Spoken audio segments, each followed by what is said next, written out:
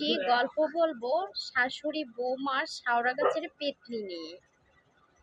তো শাশুড়ি বৌমাকে বলল, বৌমা শাওড়া গাছের তলায় গরু বাঁধা আছে, নিয়ে আসো গিয়ে। বৌমা শাশুড়িকে বলল, ঠিক আছে মা, আমি যাচ্ছি এখনই।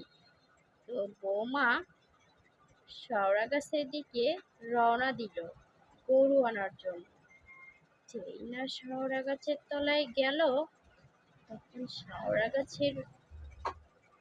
গাছের মাথার উপর থেকে সেই শাওড়া গাছের ভূত গর্জন দিয়ে উঠল,